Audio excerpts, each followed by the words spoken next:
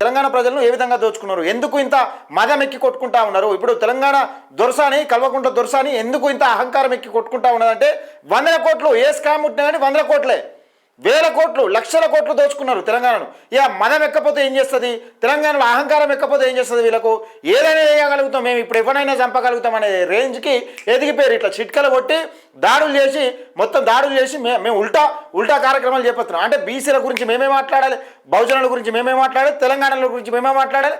తెలంగాణలో మేమే, ఆంధ్రలో మేమే, అటు ఆంధ్రాకు హామీలు ఇచ్చేది మేమే, ఇటు తెలంగాణలో గురించి మాట్లాడేది మేమే, బీసీలను మోసం చేసేది మేమే, బీసీల గురించి హామీలు ఇచ్చేది మేమే అన్నట్టుగా తెలంగాణ ప్రజలను మోసం చేస్తాం.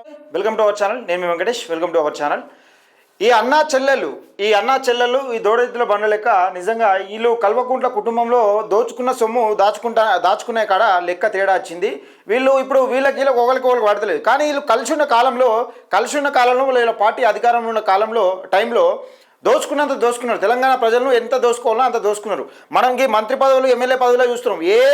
ఏ స్కీమ్ చూసినా ఇలా స్కాము, ఇలా అస్తం తప్పకుండా ఉంటుంది. అంటే కేసీఆర్ అని ఉంటాడు, లేకపోతే కవిత అని ఉంటుంది, కేటీఆర్ అని ఉంటాడు.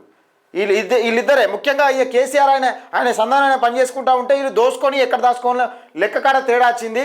దీనికి సంబంధించి ఒక 100 కోట్ల స్కామ్ మీకు బయటకు వివరించే ప్రయత్నం చేస్తా. దయచేసి వీడియోని ఎక్కువ మందికి షేర్ చేయండి. అంటే తెలంగాణలో కల్వకుంట్ల కాందాలలో నిజంగా ఏ విధంగా దోచుకున్నారు, తెలంగాణ ప్రజలను ఏ విధంగా దోచుకున్నారు, ఎందుకు ఇంత మదం ఎక్కి కొట్టుకుంటా ఉన్నారు? ఇప్పుడు తెలంగాణ దొరసాని కల్వకుంట్ల దొరసాని ఎందుకు ఇంత అహంకారం ఎక్కి కొట్టుకుంటా ఉన్నదంటే 100 కోట్లు ఏ స్కామ్ ఉంటున్నా కానీ 100 కోట్లే, వేల కోట్లు లక్షల కోట్లు దోచుకున్నారు తెలంగాణను. ఇక మదం ఎక్కపోతే ఏం చేస్తుంది, తెలంగాణలో అహంకారం ఎక్కపోతే ఏం చేస్తుంది? వీళ్ళకు ఏదైనా చేయగలుగుతాం, మేము ఇప్పుడు ఎవరైనా చంపగలుగుతాం అనే రేంజ్కి ఎదిగిపోయారు. ఇట్లా చిట్కలు కొట్టి మొత్తం దాడులు చేసి మేము ఉల్టా కార్యక్రమాలు చేపడుతున్నాం. అంటే బీసీల గురించి మేమే మాట్లాడాలి, బహుజనుల గురించి మేమే మాట్లాడాలి, తెలంగాణల గురించి మేమే మాట్లాడాలి. తెలంగాణలో మేమే, ఆంధ్రలో మేమే, అటు ఆంధ్రాకు హామీలు ఇచ్చేది మేమే, ఇటు తెలంగాణలో గురించి మాట్లాడేది మేమే, బీసీలను మోసం చేసేది మేమే, బీసీల గురించి హామీలు ఇచ్చేది మేమే అన్నట్టుగా తెలంగాణ ప్రజలను మోసం చేస్తూ ఉన్నామైనా మనం చూస్తూ ఉన్నాం. ఏ చూసినా 100 కోట్ల సాయమే. ఇదిగో జగన్మోహన్ రావు వెనుక కేటీఆర్ కవిత హస్తం, అనుమానం వ్యక్తం చేస్తూ సిఐడికి ఫిర్యాదు. హెచ్సిఐ దీనికి సంబంధించిన పూర్తి వివరాలు మీకు ఇక్కడ చూపెడతా. ఇది విషయం. ఇక్కడ జగన్మోహన్ రావు వెనుక మొత్తం రావులే. తెలంగాణలో మనం అనుకుంటాం, అరే 1% లేరు కదా, వీళ్ళు ఎట్లా తాగుతుందని మనం అనుకుంటాం. కానీ అధికారం అడ్డం పెట్టుకొని అడ్డగోలుగా దోసుకున్నారు. రావు అంటే చాలు కథం, రావు అంటే మన సోపతోడే, మన చుట్టపోడే, మనోడే అన్నట్టుగా వీళ్ళని దోసుకునే ప్రయత్నం చేశారు. తెలంగాణను మొత్తం సర్వం నాకిడిచిపెట్టారు. ఎక్కడ చూసిన రావులే. ఈ రావులంతా దరిద్రమైన పరిపాలన ఇక్కడ కొనసాగలే. మన బీసీ, ఎస్సీ, ఎస్టీ మైనారిటీలకు బిచ్చగాళ్ళు అయిపోయినాం తెలంగాణలో. వీళ్ళు రావులేమో కోట్లు సంపాదించుకున్నారు. ఎక్కడ కోట్లు దండుకుంటా ఉన్నారు. ఒక్కొక్కసారి ఏదో ఒక స్కామ్ తీసినా కానీ కోట్లలో ఉంటుంది, కానీ తక్కువ ఉండదు. ఒకసారి చూసే ప్రయత్నం చేద్దాం. దయచేసి వీడియోని ఎక్కువ మందికి షేర్ చేయాలి. జగన్మోహన్ రావు వెనుక కేటీఆర్ కవిత హస్తం, అనుమానం వ్యక్తం చేస్తూ సిఐడికి ఫిర్యాదు. హెచ్సిఐకు 10 ఏళ్లలో రూపాయలు 600 కోట్ల నిధులు అయినా మౌలిక సదుపాయాలు శూన్యం. అంటే హెచ్సిఐకు 600 కోట్ల నిధులు ఇచ్చిరట, కానీ అక్కడ సదుపాయాలు శూన్యమట. అంటే ఎవరు మింగిండి 600 కోట్లు? మరి ఎక్కడికైనా 600 కోట్లు అంటే వీళ్ళ కారణాలకే, కల్వకుంట్ల కారణాలకే, రావుల కారణాలకే వినాయి. అకాడమీలో అక్రమార్కులపై విచారణ జరపండి. సిఐడి అడిషనల్ డీజీ చారు చిహ్నాను కలిసిన టీసీఏ అధికారులు. మరోవైపు హెచ్సిఏ పై ఈడీ కేసు నమోదం చేసింది. ఇక్కడ నిజంగా 600 కోట్లు కేటాయించినట్ట, కానీ అధికారంలో ఉన్న రోజులు వాళ్ళ అభివృద్ధి శూన్యమట. అక్కడ పనిచేసింది లేదట. 600 కోట్లు ఎటువైనాయని వాళ్ళు ఇక్కడ అడిషనల్ డీజీకి చార్ సిన్హాకు కలిసిన టీసీఏ అధికారులు అక్కడ కంప్లైంట్ ఇచ్చారు. మరోవైపు హెచ్సిఏ విన ఈడీ కేసు నమోదైంది. ఒకసారి దానికి సంబంధించిన పూర్తి వివరాలు కూడా చదివే ప్రయత్నం చేద్దాం. ఎందుకంటే ఎంత దారుణం అంటే ఏది ముట్టినా 100 కోట్లు, ఏది ముట్టినా 100 కోట్లు. ఇగో జగన్మోహన్ రావు వెనుక కేటీఆర్ కవిత హస్తం. హైదరాబాద్ క్రికెట్ అసోసియేషన్ హెచ్సిఏ అధ్యక్షుడు జగన్మోహన్ రావు వెనుక మాజీ మంత్రి కేటీఆర్ ఎమ్మెల్సీ కవిత హస్తం ఉందని అనుమానిస్తూ తెలంగాణ క్రికెట్ అసోసియేషన్ సిఐడికి ఫిర్యాదు చేసింది. గురువారం నాడు టీసీఏ అధ్యక్షుడు ఎండల లక్ష్మీనారాయణ సెక్రటరీ గురువారెడ్డిని కలిసి సిఐడి చీఫ్ చార్ సిన్హాను కలిశారు. హెచ్సిఏలో అక్రమాలకు కేటీఆర్ కవితలు బాధ్యత వహించారని ఆరోపించారు.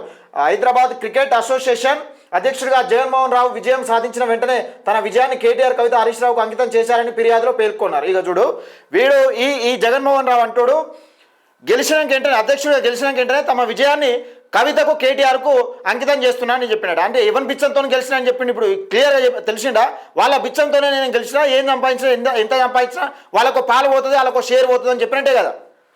పేర్కొన్నారు. ఐపీఎల్ టికెట్ కాంట్రాక్టర్కు కేటీఆర్ బంధు రాజ్ పాకాల సంస్థ కేటాయించారని ఆరోపించారు. అలాగే ఐపీఎల్ మ్యాచ్ల సమయంలో ట్రావెల్స్, హోటల్ బుకింగ్స్, ఈవెంట్స్లను కూడా వారి బంధువులే పొందారని పేర్కొన్నారు. అదనంగా హెచ్సిఏలో మరికొందరు అక్రమాలకు ఉన్నారని, గత 10 ఏళ్లలో హెచ్సిఏకు వచ్చిన 600 కోట్లు సరైన విధంగా వినియోగించలేదని, క్రికెట్ మౌలిక సదుపాయాలు అభివృద్ధి కాలేదని టీసీఏ తెలిపింది. జాన్ మనోజ్, విజయానంద్, పురుషోత్తమ్ అగర్వాల్, సురేందర్ అగర్వాల్, వంక ప్రతాప్లపై కూడా ఫిర్యాదు చేశారు. బీఆర్ఎస్ హయాంలో జగన్మోహన్ రావు కీలకుల మద్దతుతో హెచ్ఏకు అధ్యక్షుడయ్యారని ఆరోపించారు.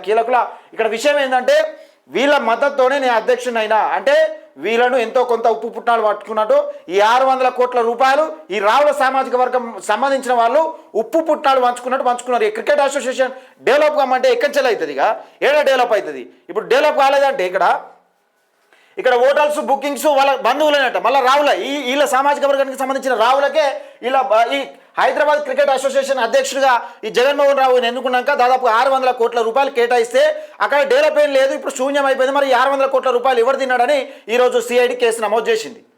అంటే ఎంత దారుణంగా చూడు.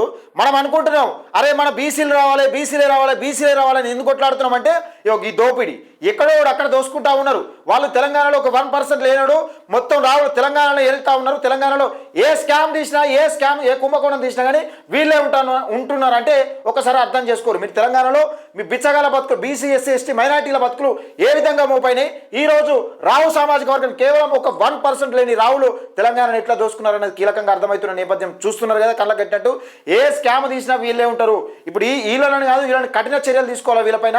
ఇప్పుడు కాంగ్రెస్ పార్టీ చెప్తా ఉన్నా ఇలా కాంగ్రెస్ పార్టీకి చెప్తున్నా, మీరు ఇట్లా కేటీఆర్ను, కేసీఆర్ను నిజంగా అగ్రవర్ణ పాలకులని ఇప్పుడు బీసీ నినాదం తెరపైకి వచ్చిన నేపథ్యంలో మీరు మావోళ్ళని ఇట్లా ఇచ్చిపెడితే మిమ్మల్ని కూడా బొందబెట్టే రోజులు వస్తాయి. గుర్తుపెట్టుకోండి మిత్రులారా.